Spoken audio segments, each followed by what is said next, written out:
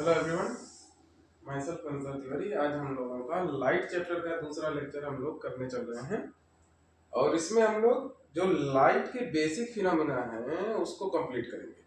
ठीक है, तो कल तक हम लोगों ने क्या पढ़ा था, पहले तो उसको एक नजर जल्दी से देख लीजिए। पहला टॉपिक जो हम लोगों ने कंप्लीट किया था कि लाइट होता क्या है, तो हम लोगों ने ये जाना था कि लाइट क्या है, is the kind of energy. ठीक है, एनर्जी जो हमें चीजों को देखने में मदद करती है। दूसरा हम लोगों ने पढ़ा था कि सोर्स ऑफ लाइट क्या है, और इसको पढ़ते हुए हमने पढ़ा था कि सोर्स ऐसे चीजें जिनसे हमें लाइट मिलता है, और इसको हमने दो तरीके से सीखा था। एक तो था हमारा ल्यूमिनस और दूसरा था नॉन ल्यूमिनस। ठीक है, और तीसरा जो हम लोगों ने कंप्लीट किया था वो था मीडियम, और मीडियम को हम लोगों ने तीन प्रकार से पढ़ा था। एक था ट्रांसपेरेंट, दूसरा हम लोगों ने पढ़ा था ट्रांसल्यूसेंट, और तीसरा जो हम लोगों ने पढ़ा था वो था ऑब्लिक्यू। तीन प्रकार के मीडियम पढ़े थे और उसके बाद हमारा टॉपिक वहीं पे कंप्लीट हो गया था। ठीक है ना, आज जो हम लोग पढ़ने चल रहे हैं वो है फिनोमिना लाइट की। ठीक है ना, अब चलिए चालू करते हैं। तो पहला हम लोग अब आज के टॉपिक, ये एक बार आप सभी लोग अपना अपना रिवाइज कर लीजिएगा ताकि कोई भी टॉपिक आपका छूटा ना रहे और किसी को समझने में दिक्कत ना हो। चलिए, तो आज जो हम लोगों का पहला टॉपिक है वो है फिना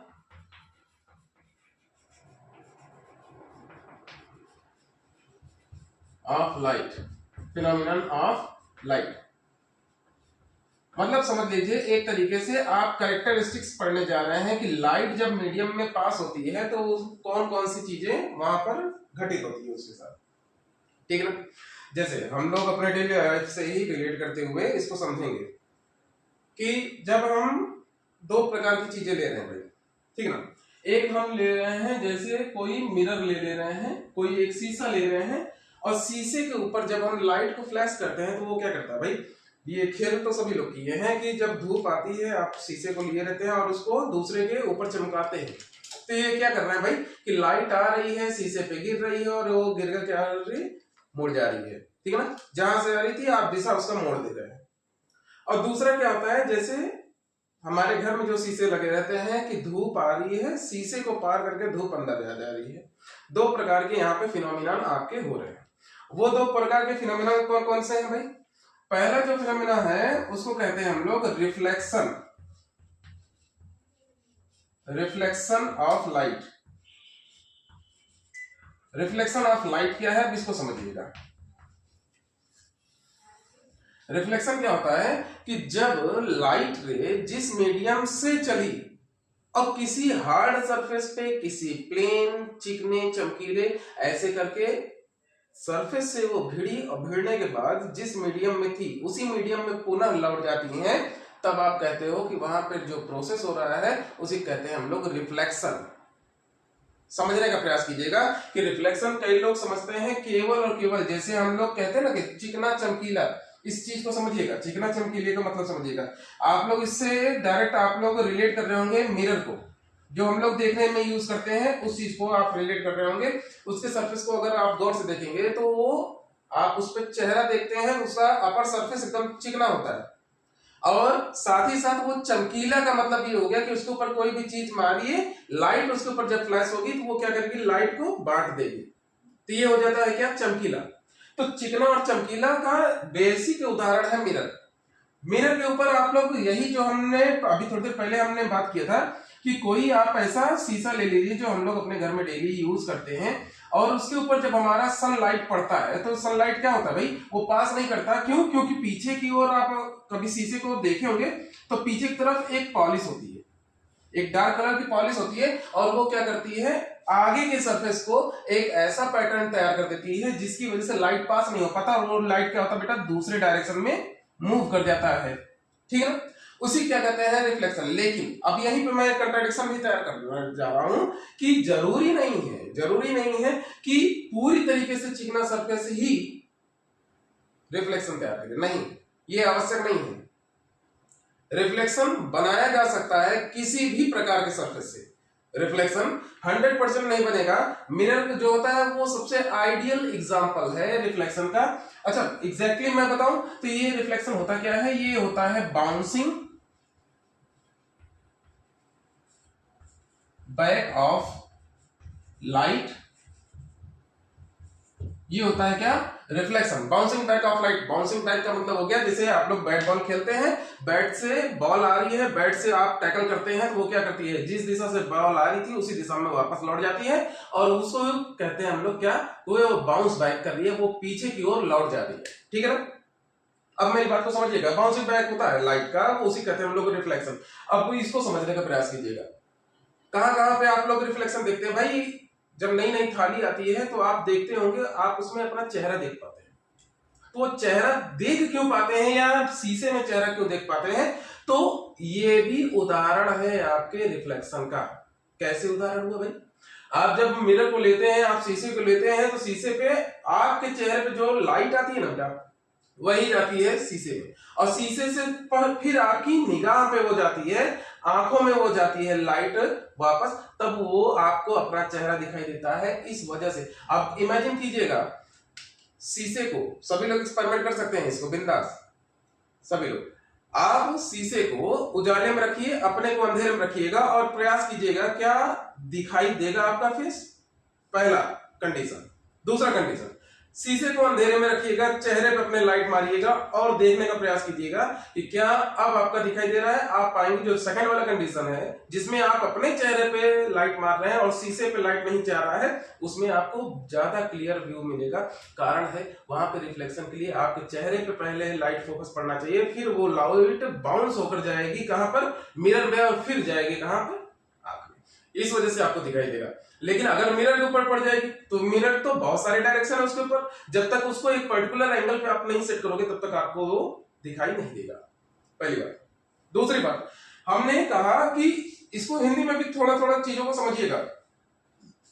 तो रिफ्लेक्शन के लिए मैंने अभी हिंदी में एक शब्द यूज किया था, क्या एक शब्द यूज कर लिया था भाई, कि यहां पर आपका जो सरफेस होना चाहिए वो क्या होना चाहिए, चमकीला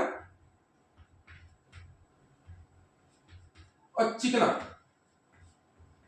ये दो तरीके के मैंने टर्म्स यूज किए कि ये दो कंडीशन ऐसे हैं, ऐसे दो कंडीशन है जहां पे जो रिफ्लेक्शन है, लाइट का बाउंस बैक की कंडीशन है, वो बहुत बेहतरीन होता है। लेकिन क्या अदर सिचुएशन में भी होता है, तो हाँ होता है। उदाहरण क्या है इसका, तो जनरल वे में कोई भी, जैसे सभी लोग देखे होंगे कि जब कोई एक्टर वगैरह किसी का फोटो शूट वगैरह होता है, या कभी फोटो खिंचाने आप लोग पासपोर्ट साइट का गए होंगे, तो वहां पर आप लोग देखे होंगे कि जो कैमरामैन होता है वो आपको जिस जगह बैठाता है वो उसके बगल बगल में दो छतरियां लगी होती है और उसमें दो बल्ब लगे होते हैं, और वहां पे जो बल्ब होता है वो छतरियां व्हाइट कलर की होती है और वो लाइट को बाउंस करके आपके चेहरे पे देती है। वो भी क्या है, एक प्रकार का रिफ्लेक्शन है। वो रिफ्लेक्शन क्रिएट करता है ताकि आपके ऊपर किसी पर्टिकुलर एंगल, अभी मेरे जो लाइट वगैरह है वो किसी न किसी एंगल को चमका रहा होगा, लेकिन उस तरीके से जब वो किया जाता है तो वो चमक नहीं उठती, एक ब्राइटनेस क्रिएट हो जाता है। तो जो रिफ्लेक्शन वाला प्रोसीजर है वो हमारे लाइफ में बहुत बेसिक चीज है, और रिफ्लेक्शन को बेहतरीन भी किया जा सकता है और कम भी किया जा सकता है। कैसे, इसको अच्छा भी किया जा सकता है और खराब भी किया जा सकता है, या कम और ज्यादा किया जा सकता है। कैसे किया जा सकता है, और रिफ्लेक्शन क्या केवल लाइट का होता है, तो नहीं, रिफ्लेक्शन बहुत सारी चीजों का होता है। जैसे उदाहरण के तौर पे लाइट का रिफ्लेक्शन सभी देख रहे हैं, अभी कैमरा वाला एग्जांपल आपको दिया जो आप फोटोशूट वाला, या कभी बाद में एक्सपीरियंस आप कर सकते हैं। दूसरा उदाहरण है आपका वॉइस, आवाज, किसी भी प्रकार का साउंड भी बाउंस बैक होता है, भीड़ कर वो भी वापस आता है। कभी आप लोगों ने किसी पर्टिकुलर सिंगर के जहां पे वो रिकॉर्डिंग करते हैं उस जगह को देखा होगा, तो आप उसके पैटर्न को देखिएगा, उसकी दीवारें बहुत दरबरी बनाई जाती है, फोम टाइप की चीजें लगाई जाती हैं, अंडाकार जो अंडा रखने के लिए जो कैरेट्स आते हैं ना, उस टाइप के शेप उसमें बने रहते हैं, खांचे बने रहते हैं, ताकि वो क्या हो जाए, इतनी बार भिड़ जाए कि मैक्सिमम उसकी जो एनर्जी है साउंड की वो एब्जॉर्ब हो जाए उसके अंदर। समझ में आ रहा ना। तो वहां पर भी रिफ्लेक्शन जो है आपके लाइट के साथ साथ किसमें, साउंड में भी आ रहा है। इसको समझने का प्रयास कीजिएगा। दूसरी बात, अभी आपको एक उदाहरण दे दूं तो रिफ्लेक्शन को बढ़िया कैसे किया जा सकता है। रिफ्लेक्शन का फायदा बहुत है। रिफ्लेक्शन से क्या होता है कि हमारे एनर्जी का बचत बहुत अच्छा होता है। कैसे एनर्जी का बचत बहुत अच्छा होता है, तो भाई आप अपने घर में मल्टीपल कलर करवा सकते हैं, और उदाहरण के तौर पे आप इसको एक्सपेरिमेंट बेसिक भी कर सकते हैं। आपके पास 7 विबग्योर का जो बेसिक 7 कलर है, आप विबग्योर का 7 कलर को लेकर उनको मिक्स कर व्हाइट कलर का बेसिक कलर है, तो आप जब उसको करते हैं व्हाइट कलर का कभी किसी कमरे में पेंट हो जाए और अदर कलर का भी पेंट हो जाए, आप ऑब्जर्व कीजिएगा, सेम पावर की सेम साइज का रूम रहे, सेम पावर की बल्ब रहे, आप ऑब्जर्व करेंगे कि सबसे ज्यादा ब्राइट जो आपको दिखाई देगा वो दिखाई देगा केवल और केवल व्हाइट कलर का दीवार। समझ में आ गया? चलिए समझेगा।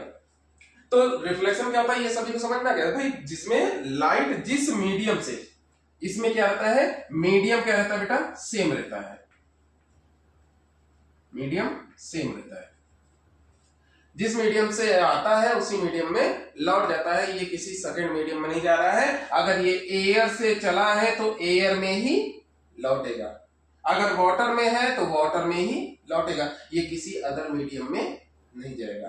समझ में आ रहा है ना रिफ्लेक्शन क्या होता है। चलिए दूसरा होता है आपका रिफ्रैक्शन। क्या होता है बेटा, रिफ्रैक्शन। देखिएगा इसको, अब एक बार हम लोग पहले बेसिक इसके फिनोमेनन को समझ लेते हैं, तब इसके बाद हम लोग इसको डिटेल से पढ़ेंगे। सेकंड है आपका रिफ्रैक्शन ऑफ लाइट। क्या होता है रिफ्रैक्शन, आप इसको समझिएगा भाई। रिफ्रैक्शन क्या होता है, तो रिफ्रैक्शन क्या होता है बेटा कि जब लाइट रे पास करती है एक मीडियम से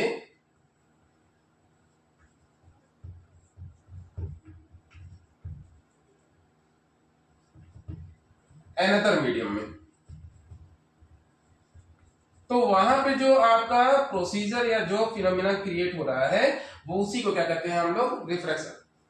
उसी क्या कह देते हैं, रिफ्रैक्शन कहते हैं। हम मतलब को समझिएगा, जैसे हम लोग जान रहे हैं कि हमारे घर की खिड़की वाली मैंने बात की थी ना, ये जैसे मैंने मान लिया घर की खिड़की है, ये शीशे का बना हुआ खिड़की है, लाइट रे यहाँ पे सन है, सन का ये लाइट आया इसके ऊपर गिरा, और ये क्या किया बेटा, इसको पास करके हमारे अंदर, घर के अंदर जब चला आता है, तो ये देखिए ये क्या है बेटा, ये है आपका एयर, ये है आपका मीडियम, सेकंड मीडियम माध्यम, ये है ग्लास, और तीसरा जिसमें वो दोबारा एंटर कर गया वो है क्या, एयर। यहां पे देखिएगा एक मीडियम से दूसरे मीडियम, दूसरे मीडियम से तीसरे मीडियम, ये देखिए जब मीडियम का परिवर्तन हो रहा है तो यहां पर जब लाइट पास हो रही है उसे क्या कहते हैं हम लोग, रिफ्रैक्शन कहते हैं। तो समझने का प्रयास कीजिएगा कि रिफ्रैक्शन जनरली हम लोग जो पढ़ेंगे वो 2-3 प्रकार के पढ़ते हैं। जो मीडियम आपके बन जा रहे हैं यहाँ पर जो मीडियम बन जा रहे हैं वो मीडियम है 2 प्रकार के, एक है आपका रेयर मीडियम और दूसरा क्या होता है बेटा, डेंसर मीडियम। अभी के लिए हम लोग केवल बेसिक इसको समझेंगे। 2 प्रकार के मीडियम है भाई, एक है रेयर मीडियम और दूसरा क्या है, डेंसर मीडियम। रेयर मीडियम क्या होते हैं, डेंसर मीडियम, केवल अभी के लिए हम लोग बेसिक समझते चलेंगे, जब उसको हम डिटेल में जाएंगे ना तब आप उसको बढ़िया से पढ़ेंगे। रेयर मीडियम क्या होता है पहले इसको समझ लीजिएगा। रेयर मीडियम ऐसे मीडियम को कहते हैं जिनका देखो ना स्ट्रक्चर, डेंसिटी को पहले भी हम लोग पढ़े थे ना, हल्का या गाढ़ापन, डेंसिटी, ठीक ना। ऐसे माध्यम जो कि हल्के, क्या हो, हल्के, और ऐसे माध्यम जो कि क्या हो, गाढ़े हो, उनको क्या कहते हैं हम लोग, डेंसर। आप इसको समझिएगा, ये जनरली रेयर और डेंसर मीडियम, हर एक मीडियम को रेयर और डेंसर एग्जैक्टली नहीं कहा जा सकता, ये तुलना होती है 2 माध्यमों के बीच में। समझाऊं तो आपके लिए, जैसे ये एयर और ग्लास है, आप किसमें आसानी से पास कर सकते हैं आप उसको बताइएगा। एयर में आप आसानी से गुजर सकते हैं कि शीशे में ज्यादा आसानी से गुजर सकते हैं? अगर एयर में गुजर सकते हैं ज्यादा आसानी से तो वो आपका रेयर मीडियम हो गया, और ग्लास में तो ये हो गया डेंसर, ठीक ना। जो गाढ़ा है वो डेंसर, जो हल्का है वो रेयर मीडियम। ऐसे ही दूसरा टाइप के मीडियम मैं बता दे रहा हूं, इसको भी समझ लीजिएगा। उदाहरण के तौर पे दूसरा, अगर कभी आपकी लाइट रे ग्लास से ये चली जाए वाटर में, ग्लास से वाटर में, उदाहरण इसका जैसे वो मछली वाला जो टैंक होता है ना, मछली का टैंक, वहां पर आप जो देखिए मछली के टैंक में शीशे और पानी का कांटेक्ट होता है लगातार। वहां पर आप गौर से देखेंगे तो वहां पर भी जब आप तुलना करेंगे तो पानी क्या है, पानी वहां पर आपका रेयर है और गाढ़ा कौन है बेटा, ग्लास है। ये इसलिए क्या हो जाएगा, डेंसर मीडियम हो जाएगा। इसका मैं सही से डिफिनेशन लिखवाऊंगा लेकिन बाद में, पहले इसको हम लोग समझेंगे कि ये फिनोमिना ना होते क्या है, ठीक है ना। अब समझिएगा, अभी आपका जो पहला टॉपिक पड़ेगा ना रेयर और डेंसर मीडियम के अकॉर्डिंग, और जो हम लोगों ने दो फिनोमिना पढ़े हैं रिफ्लेक्शन और रिफ्रैक्शन, इसके अकॉर्डिंग आपके जो पढ़ने वाले हैं, जो हम लोग अभी पढ़ेंगे, उसमें जो पहला टॉपिक है वो है रिफ्लेक्शन। इसको अभी हम लोग डिटेल से करेंगे, लेकिन रिफ्लेक्शन को पढ़ने के लिए जो आपको ऑब्जर्व करना है, जिस कॉन्सेप्ट को आपको लेकर चलना है वो है मिरर। तो पहले हम लोग मिरर के बारे में बेसिक नॉलेज अपना लेंगे, आज यहीं पे हम अपना टॉपिक कंप्लीट करेंगे, ताकि हम लोग क्या करेंगे, ताकि हम लोग आराम से इसको कंप्लीट कर सकें। तो ध्यान से देखिएगा, मैं इसको मिटा रहा हूं, इसको समझ लेंगे होंगे और अपना एक रफली नोट्स बनाते जाएंगे। बाकी जब हम लोग डिटेल में जाएंगे तो बढ़िया से पढ़ेंगे, ठीक है ना। अब देखिएगा,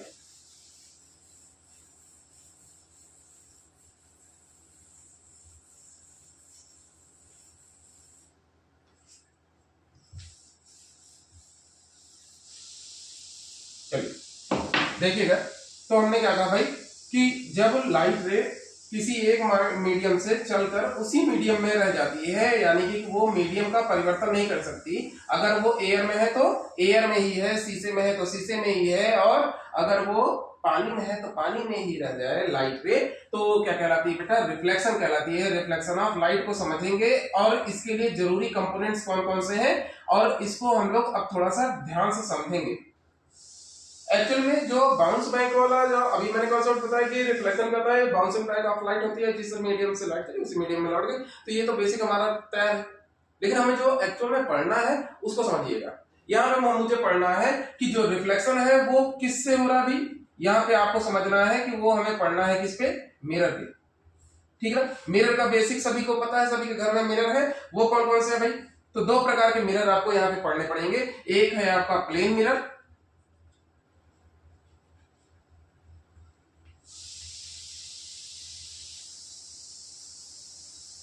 और दूसरा आपको पढ़ना पड़ेगा कौन सा बेटा, कर्ड मिरर।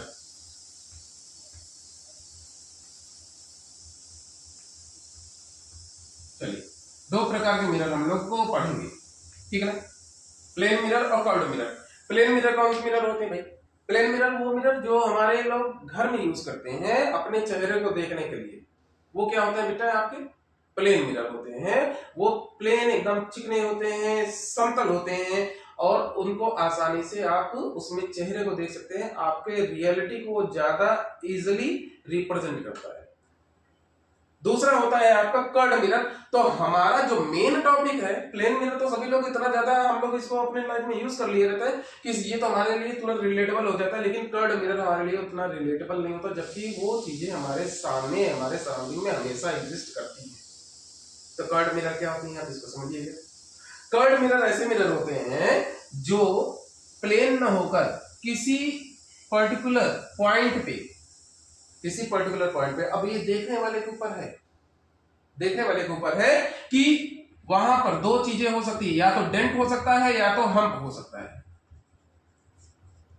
डेंट या हम्प। अब डेंट और हम्प क्या होता है भाई, ये कहीं पे आपको ये किताब का डेफिनेशन नहीं है, ये समझने वाली बात है। डेंट क्या होता है, डेंट के बारे में सभी लोग सुने होंगे कि गाड़ी एक्सीडेंट हुआ, उसमें डेंट पड़ गया। डेंट पड़ गया का मतलब क्या होता है, आप किसी पर्टिकुलर प्लेन सरफेस को लीजिए, मेटल पीस को, और उसके ऊपर कस के चोट मार दीजिए, तो क्या होगा कि वो थोड़ा सा अंदर की ओर धंस जाएगा, गहरा गहरा। तो वो जो गहराई क्रिएट हो जाती है उसी क्या कहते हैं हम लोग, डेंट कहते हैं। और कभी कभी जो देखे होंगे कि टायर किन्हीं किन्हीं का टायर फटने वाला जब होता है, ट्यूब कभी कभी वो बाहर की ओर निकल आता है, और आता है जब बाहर की ओर तो ऐसा ऐसा फूला हुआ रहता है। तो वो जो कुबड़ जैसा ये क्रिएट हो गया ना बाहर की ओर, ट्यूब का बाहर की ओर ऐसे क्रिएट हो गया, वही क्या कहलाता है आपका, हम्प कहलाता है। तो ऐसे मिरर जो प्लेन ना होकर या तो उसमें डेंट आपको दिखाई दे या तो हम्प दिखाई दे, ऐसे मिरर क्या कहलाते हैं? आपके कर्ड मिरर कहलाते हैं। समझ रहे हैं ना कर्ड मिरर? अब कर्ड मिरर जो होते हैं तो कैसे समझेंगे कर्ड मिरर? तो सबसे बेहतरीन एग्जांपल है कर्ड मिरर का आपके घर का स्पून, चम्मच। चम्मच आपके घर का जो होता है वो सभी के लिए सबसे बेहतरीन उदाहरण है। अगर कोई नया चम्मच लेकर आया है, आप उसमें देखेंगे तो आपको वहां पर दो प्रकार के मिरर दिखाई देंगे, एक अंदर की ओर ऐसा, ठीक है ना, और एक चम्मच के बाहर की ओर, और दोनों के दोनों क्या है? प्लेन नहीं है, दोनों दोनों क्या है? कर्ड है। समझ में आ रहा ना? अब इसकी वजह से दो प्रकार के वहां पे सरफेस आ गए, एक गहरा और एक उभरा हुआ। इसकी वजह से ये कर्ड मिरर दो प्रकार के हो गए। कितने प्रकार के? दो प्रकार के। अब समझेंगे इसको, हम लोग समझिएगा, देखिएगा कर्ड मिरर के बारे में हम लोग थोड़ा डिटेल से समझ लेंगे, ताकि हम लोग जब कल इसको ठीक से रिफ्लेक्शन को पढ़ना चालू करेंगे और इमेज का रे डायग्राम ये सब जब बनाना चालू करेंगे, तब उस समय किसी को भी कोई प्रॉब्लम नहीं होनी चाहिए, और वहीं से आपका प्रॉपर डिफिनीशन लिखना चालू करेंगे सभी लोग, सभी की कॉपी तैयार हो जाएगी उस समय। चलिए देखते हैं, हम लोग समझ लेंगे। तो हमने क्या कहा भाई? कर्ड मिरर के बारे में हमने कहा कि इसको थोड़ा सा सीखा जाए।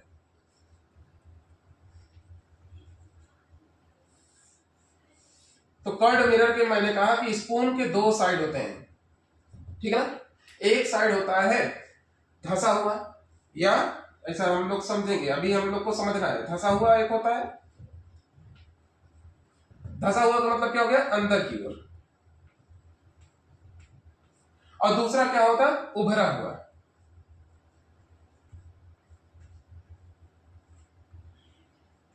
यानी कि बाहर की ओर।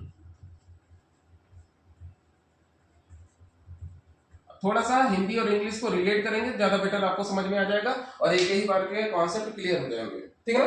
क्योंकि ये कंफ्यूजन बहुत बेसिक कंफ्यूजन है। कई बच्चों को आज मतलब वो 11th 12th में पहुंच जाते हैं, तब भी उनको ये कंफ्यूजन रह जाती है कि किसको कौन सा मिरर कहा जाता है, वो समझ नहीं पाते। समझिएगा, अंदर से एक वर्ड पहला जो अ है, इसी को समझिएगा। मैं हिंदी वाले बच्चों के लिए ये है और इंग्लिश वाले बच्चों के लिए भी है, क्योंकि एक बार आप लोग समझेंगे उसके बाद वो परमानेंट हो जाएगा, ठीक है ना?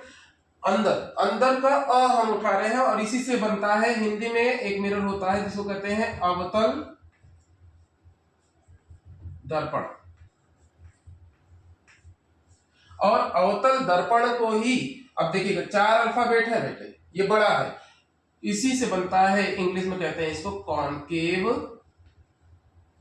मिरर, ठीक है। दूसरा, अंदर वाले को कह दिया कॉनकेव। दूसरा, उभरा हुआ, यानी कि जो उठा हुआ रहता है उसको कहते हैं उत्तल। ये देखिए ऊ से, ठीक ना? उत्तल दर्पण। और उत्तल दर्पण को इंग्लिश में कहते हैं क्या बेटा? Convex mirror. समझिएगा, कॉनकेव और कॉन्वेक्स को एक ही बार में हम लोग यहाँ पे क्लियर कर लेंगे। तो कॉनकेव अंदर की ओर ये रहेगा, चमकीला कहां पर रहेगा बेटा? अंदर की तरफ। ध्यान से देखिएगा, मैंने एक कर्ड मिरर बनाया चम्मच का, अगर सोच रहे हैं तो चम्मच के हिसाब से भी सोच लीजिएगा। आप क्या कर रहे हैं, चम्मच का जो जिस साइड से आप लोग खाते हैं ना, उस साइड से आप अपने फेस को देख रहे हैं यहाँ पे, और बाहर की तरफ ये चमका है, यानी कि वो पॉलिश्ड है, और अंदर की तरफ से वो रिफ्लेक्शन कर रहा है, यानी कि लाइट रे यहां से आ रही है और इधर की ओर बढ़ जा रही है, ठीक है? ये लाइट है। तो इसको ऐसे मिरर जो कि अंदर की तरफ से रिफ्लेक्शन करते हैं, कर्ड भी है और अंदर की तरफ से रिफ्लेक्शन करते हैं, उनको क्या कहते थे आप लोग? Concave mirror. क्या कहते हो भाई? कॉनकेव मिरर, ठीक ना? इसको समझ लीजिएगा, लिखिए बात है। दूसरा, ऐसे मिरर उसको थोड़ा दूर पड़ जाना, मैं इधर ही बना रहा हूं इसके इमेज को, समझ लीजिएगा यहाँ पे, ठीक है? उत्तल दर्पण। उत्तल उठा हुआ का मतलब क्या हो गया बेटा? चम्मच का पीछे वाला पार्ट। अब आप अपने फेस को बाहर से देख रहे हैं, और ये क्या हो गया? ऐसा मिरर जिसके अंदर का पार्ट क्या रहे बेटा? पॉलिश रहे, और बाहर का पार्ट क्या रहे? चमकीला रहे, लाइट रे इसके ऊपर पड़े और किसी पर्टिकुलर डायरेक्शन में ये मुड़ जाए। ऐसे टाइप के जो आपके मिरर होते हैं, इनको क्या कह देते हो आप लोग बेटा? कॉन्वेक्स मिरर कहते हो। क्या कहते हो? Convex mirror. समझ आया? तो अंदर की तरफ से रिफ्लेक्शन कॉनकेव, और बाहर की तरफ से कॉन्वेक्स। आपके लिए आज के लिए इतना ही इनफ है, इतना समझ लेंगे। कल से हम लोग रे डायग्राम के बारे में पढ़ना चालू कर देंगे, ठीक है ना। चलिए धन्यवाद, बहुत जल्दी। अब हम लोग क्या करेंगे भाई, पढ़ने का काम अब अपना डेली का रूटीन रहेगा, ठीक है ना। अब थोड़ा सा जिम्मेदारी अब आपकी आती है भाई, हम अपना पढ़ाते रहेंगे, आप पढ़ते रहोगे, लेकिन मजा कम आएगा अगर रिकॉर्डिंग आपके पास केवल जाती रहेगी। मुझे चलाना है लाइव क्लास और उसके लिए चाहिए सब्सक्रिप्शन। तो अब आपके ऊपर 3 जिम्मेदारियां हैं। पहला, इसका सब्सक्राइब करवाइए ज्यादा से ज्यादा, शेयर करिए ज्यादा से ज्यादा, और बहुत चीजें सीखनी है अभी हमें भी। तो कोई सजेशन हो, कोई रिक्वेस्ट हो, किसी भी प्रकार की कोई डायरेक्शन आपको देना हो तो कमेंट जरूर किया करिए, लाइक जरूर किया करिए। धन्यवाद, इतना से कंप्लीट।